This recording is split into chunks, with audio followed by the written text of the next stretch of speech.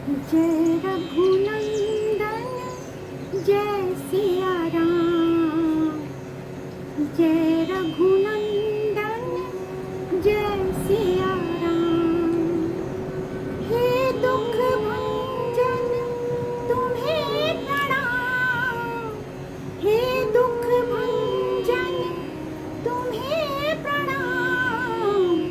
जय रघुनंदन जय सिया राम।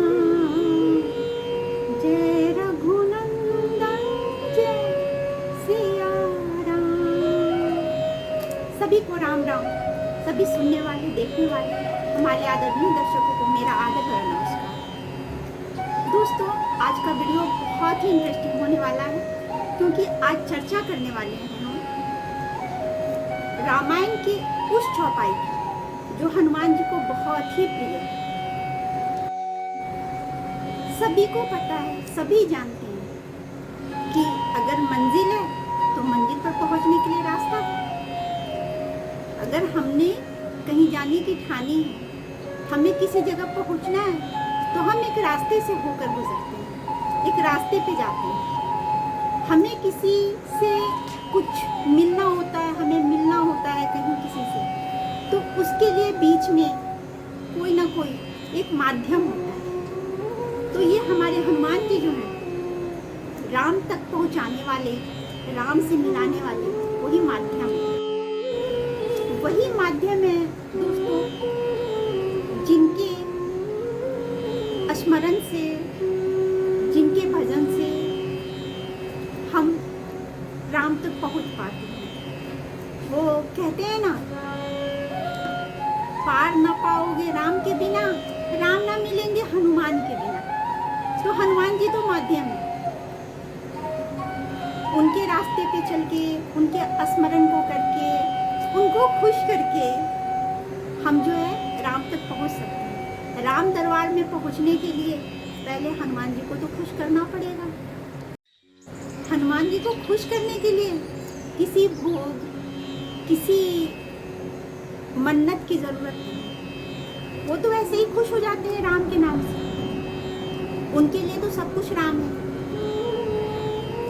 आपने राम का नाम लिया, राम की सौगंध दी, राम को पुकारा, हनुमान दौड़े आते हैं, है ना।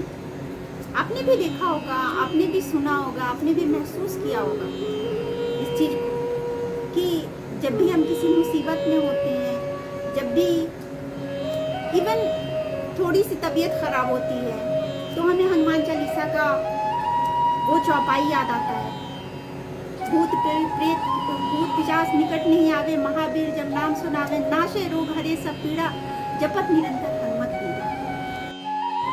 तो दोस्तों, हनुमान जी की कृपा हो जाए तो फिर तो हनुमान जी की कृपा से राम की कृपा अपने आप बन जाएगी। उनकी कृपा तो बननी ही है, क्योंकि राम के बिना हनुमान नहीं और हनुमान के बिना राम नहीं। एक दूसरे के पूरक हैं ये तो सभी को पता है, सभी जानते हैं कि राम जो है वो हनुमान के लिए क्या है, और हनुमान जी जो है हमारे राम जी को कितने प्रिय हैं। तो हनुमान जी तो समझिए आप कि अगर राम जी जज हैं, तो हम हनुमान जी के पास अपनी अर्जी देते हैं कि प्रभु पहुंचा दीजिए हमारी अर्जी भी उन तक, कि हमारी भी अर्जी लग जाए, हमारा भी काम बन जाए। तो हनुमान जी को खुश करने के लिए जो है राम का नाम लीजिए। पर हमारे रामायण में एक चौपाई है, जिसके स्मरण से, जिसके पाठ से हनुमान जी बहुत ही खुश होते हैं। वो पाठ, वो चौपाई आता है किष्किंधा कांड। दोस्तों, सभी के घर में रामायण पाठ होता है, सभी कहीं ना कहीं रामायण का पाठ सुनते हैं, रामायण की कहानियाँ सुनते हैं। ये तो बचपन से हम सुनते ही आए हैं, हमेशा ही सुनते रहे। किष्किंधा कांड का जिक्र भी होता है कि जहाँ पे हमारे राम जो है मिले थे सुग्रीव से, सुग्रीव और हनुमान जी से जो उनकी सुग्रीव से मित्रता हुई थी, वही किष्किंधा कांड में। तो जब पता चलता है कि सीता मैया जो है सो लंका में है और लंका जाना है, एक दल बन करके अलग अलग दल से लोग जाते हैं और एक दल में जिसमें जामवंत भी हैं, नल नील भी हैं, अंगद भी हैं और हमारे हनुमान जी भी हैं, सभी समुद्र तट पे पहुंचते हैं। अब समुद्र तट इतना विशाल सागर है, अब सागर को देख करके सभी वहां रुकते हैं। सबके मन में ये है कि इस सागर को पार कैसे करें, पार करेंगे तभी तो सीता मैया तक पहुंचेंगे, तभी तो उनके हाल चाल को हम जान पाएंगे। सभी बैठे इस बात को सोच रहे हैं कि कौन सा युक्ति लगाएं, क्या उपाय करें। सभी ये बैठे सोच रहे होते हैं तो अंगद कहते हैं कि अंगद कहे जाऊं मैं पारा, अंगद कहा ही जाऊं मैं पारा, जिये संशय कछु फिरति बारा। अंगद कहे जाऊं मैं पारा, जिये संशय कछु फिरति बारा। मतलब वो बोलते हैं कि मैं तो चला जाऊंगा, इधर से जाने में तो मुझे कोई भी संशय नहीं है, किसी भी तरह की दिक्कत नहीं है, कोई परेशानी नहीं है, मैं इधर से चला जाऊंगा। लेकिन मेरे हृदय में एक संशय है कि मैं उधर से वापस लौट पाऊंगा कि नहीं, उधर से वापस आने में मुझे संशय है। अंगद ये कहते हैं। अब बात फिर वहीं की वहीं आती है। जब अंगद की ये बात सुनते हैं तो जामवंत कहते हैं कि मुझे तो आप पे कोई संशय नहीं है, मुझे आप पे कोई संशय नहीं है। जामवंत कह तुम सब लायक, जामवंत कहे तुम सब लायक, पठाए किमी सब ही करनायक। वो कहते हैं कि मुझे आप पे कोई संशय नहीं है, मुझे जरा भी तनिक मात्र भी अविश्वास नहीं है, लेकिन आपको इस दल का नायक घोषित किया गया है, आपको इस दल का नायक बना करके भेजा गया है। तो जब नायक ही चला जाएगा तो इस दल का नेतृत्व कौन करेगा, क्योंकि नायक के बिना दल काम कैसे करेगा। इसलिए आपको भेजने की अनुमति तो नहीं हो सकती है, आपको कैसे भेजा जाए। अब सभी इस बात को सुन रहे हैं, देख रहे हैं। हनुमान जी हमारे चुपचाप बैठे हैं। हनुमान जी चुपचाप बैठे हैं, यह देखकर कहते हैं जामुन जी रीछराज कि अरे कहा ही रीछपति सुनो हनुमाना, का चुप साध रहे बलवान। अरे हनुमान, ये क्या, कैसी चुप्पी साधी रखी है तुमने, तुम चुप क्यों बैठे हो। कहा ही रीछपति सुनो हनुमाना, का चुप साध रहे बलवाना। पवन तनय बल पवन समाना, बुद्धि विवेक विज्ञान निधाना। पवन तनय बल पवन समाना, बुद्धि विवेक विज्ञान निधाना। कौन सो काज कठिन जग माही, जो नहीं होए तात तुम पाही। जामुन जी कहते हैं कि अरे हनुमान, तुम चुप्पी क्यों साधे हो, तुमने क्यों चुप्पी साध रखी है। तुम तो पवन पुत्र हो, बल बुद्धि के निधान हो, पूरी खान हो, खजाना हो, पूरा ही खानदान हो, तुमने क्यों चुप्पी रखी है। तुमसे कौन सा कार्य नहीं हो सकता है, कौन सा कार्य असंभव है तुम्हारे लिए, जो तुम नहीं कर सकते, जो तुमसे हो नहीं सकता। कौन सो काज कठिन जग माही, जो नहीं होए तात तुम पाही। तो हनुमान जी को रीछपति कहते हैं कि बस अब चुप्पी तोड़ो, खड़े हो जाओ। तुम्हें तो अपने बल बुद्धि का पता होना चाहिए, तुम्हें तो याद होना चाहिए। बस जैसे ही कहते हैं रीछपति उनको सुनाते हैं, उनको याद दिलाते हैं कि आपके लिए कोई भी कार्य असंभव नहीं है, कोई भी काम जो है ऐसा नहीं जो आप नहीं कर सकते। ये सुनते हमारे हनुमान जी को याद आता है, अपनी शक्ति का अनुभव होता है और वो उठ खड़े होते हैं। जय श्री राम, जय श्री राम कहते हुए उठ खड़े होते हैं और कहते हैं कि अब तो सीता मैया का पता लगा करके ही मैं लौटूंगा। अब तो राम की कृपा है, अब तो मुझे जाना है और सीता मैया की खबर को ले करके ही आप सबके समक्ष आना है और अपने प्रभु को सुनाना है। चौपाई जो है, कहि रीछ पति सुनु हनुमाना, काचित साध रहे बलवाना, पवन तनय बल पवन समाना, बुद्धि विवेक विज्ञान निधाना, कौन सो काज कठिन जग माही, जो नहीं होय ताप तुम पाहि। तो ये वाला, ये जो चौपाई है, बड़ा ही सार्थक चौपाई है, बड़ा ही सार्थक चौपाई है रामायण का, ये किष्किंधा कांड का।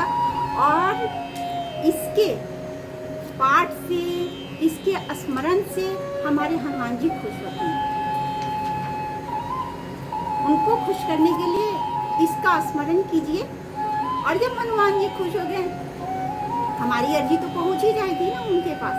और जब अर्जी पहुंच जाएगी, एक बार राम दरबार में हमारी अर्जी लग गई, तो फिर आज ना कल हमारा नंबर तो आना ही है, सफलता तो आनी है। हम भी उनके नजरों में आएंगे, हमें भी वो देखेंगे, क्योंकि जब अर्जी एक बार लगती है, जब कोर्ट में अर्जी लग गई है, तो सुनवाई तो होगी ही होगी। भले हमारी सुनवाई का डेट कल पड़े, परसों पड़े, नरसों पड़े, 1 महीने बाद पड़े, 1 साल बाद पड़े, लेकिन सुनवाई होगी और हमारे पक्ष में उसका रिजल्ट भी आए। तो पहले तो अर्जी तो डालिए, अर्जी देंगे तब तो वहां पहुंचेगा, और अर्जी देने के लिए उनका तो नाम लेना पड़ेगा, उन तक तो अपना पहुंचाना पड़ेगा एप्लीकेशन की, हाँ ये चीज़ है भगवान, तो राम जी से कहियो, राम जी से राम राम कहियो में हनुमान जी, है ना। तो वही कहते हैं, तो हनुमान जी की कृपा को बनाए रखने के लिए, हनुमान जी की कृपा पाने के लिए किष्किंधा कांड के इस चौपाई का पाठ कीजिए, किष्किंधा कांड के इस चौपाई का स्मरण कीजिए। बड़ा सार्थक है ये चौपाई। तो जब ये राम जी से राम राम कहियो, कहियो जी हनुमान जी, राम जी से राम राम कहियो, कहियो जी हनुमान जी। हे हनुमान जी, आपकी तो ऐसी लीला है, आपकी तो ऐसी प्रभुता है, आपकी तो ऐसी शक्ति है कि आपके कहने से ही हमारे राम जो है प्रसन्न हो जाते हैं। उनका तो यही कहना होता है कि जब हनुमान ने यहाँ से अप्रूव कर दिया है, तो फिर मुझे तो बस सिग्नेचर करना है ना। तो वही चीज़ें, तो इस पाठ को करने से जितनी भी बाधाएं हैं, जो भी मन में शंका है, वो उसका निवारण होता है। लेकिन मैंने जैसा पहले कहा और अभी भी यही कह रही हूँ कि कुछ भी हड़बड़ाने से, धैर्य खोने से नहीं होता है, क्योंकि कहते ये भी है कि समय से पहले कुछ भी प्राप्त नहीं होता, समय से पहले हमें कुछ मिलता नहीं। एक समय तो भगवान ने निर्धारित किया हुआ है ना, हर चीज़ के लिए एक समय निर्धारित है। दिन है तो रात है, अब दिन ऐसा नहीं है कि हाँ 6 घंटे का दिन हो गया तो रात आ गई, ये भी नहीं है। खाना बनाने का भी एक टाइम होता है कि इतने देर में चावल बनेगा, इतनी देर में सब्जी बनेगी। चाहे हम कितनी भी हाथ पैर मार लें कि हाँ सब्जी जल्दी से बन जाए, लेकिन एक प्रोसेस होता है, उस प्रोसेस के बाद ही सब्जी बनती है। तो जहाँ तक ये है कि अरे सफलता है या फिर हमारा कार्य हो नहीं रहा है, इसमें अधीरता तो, हालांकि हम मनुष्य हैं, अधीरता तो रहेगी रहेगी, लेकिन उनके नाम से, उनके स्मरण से, इस चौपाई के पाठ से उस अधीरता में भी धैर्य आता है, हमारे अंदर धैर्य आता है और हमारे अंदर सकारात्मक भाव आते हैं, हमारे अंदर एक ऐसी भावना आती है कि हम कभी नेगेटिविटी से घिरते नहीं हैं, क्योंकि हम मनुष्य हैं और हमारे जीवन में कितनी सारी ऐसी बातें होती हैं जिससे हम कई बार आहत हो जाते हैं और नेगेटिविटी बहुत ज़्यादा घेर लेता है। तो ऐसे टाइम में जो है सो उनसे भी जो है सो हमें राहत मिलती है, उनसे भी जो उसका ऐसा असर होता है, ऐसा चमत्कार होता है कि वो नकारात्मक शक्तियाँ ख़त्म होती है। और जैसे ही हम बोलते हैं कि कौन सो काज कठिन जग माही, जो नहीं हुए तात तुम पाई, ऐसा प्रतीत होता है कि जैसे हनुमान जी सामने हैं, हनुमान जी सामने खड़े हैं और वो सुन रहे कि हाँ, जब इसने इतना विश्वास किया है, इसको इतना विश्वास है, तो इसके विश्वास को कैसे तोड़े, हमारी जो आस्था है, हमारी जो श्रद्धा है उन पे, उस श्रद्धा को कैसे तोड़ सकते हैं। तो हमारी ये श्रद्धा को बनाए रखने के लिए हनुमान जी को तो आना ही पड़ता है। और जब हनुमान जी जो है सो हनुमान जी की कृपा हो गई तो राम जी की कृपा मिल गई। तो इस चौपाई का पाठ आप कीजिए और देखिए कि क्या होता है। दोस्तों, मैं कहना चाहूँगी कि इस चौपाई का स्मरण करने के लिए आपको ना उनके पास बैठने की ज़रूरत है, ना किसी मंदिर में जाने की ज़रूरत है। आप जहाँ हैं, जिस भी परिस्थिति में, जिस भी सिचुएशन में, जैसे भी है, बेड पे भी लेटे हैं, बैठे हैं, खाना बना रहे हैं, ऑफिस में बैठे हैं, कहीं भी हैं, कुछ भी कर रहे हैं, मार्केट जा रहे हैं, मन में जो है सो इसको कर सकते हैं। चलते फिरते घूमते हर चीज़ का इस चौपाई का स्मरण करिए और फिर देखिए इस चौपाई का क्या फल होता है। आने वाला समय आपको जो आपकी मनसा है, जो आपके अंदर जो भी बात है, जो भी मुसीबत है, उन सारी बातों का निवारण होगा, उसकी फल की प्राप्ति होगी। तो बस राम राम कहते हुए आज का वीडियो मैं यहीं पे समाप्त करूँगी, विश्राम करती हूँ अपने वीडियो को।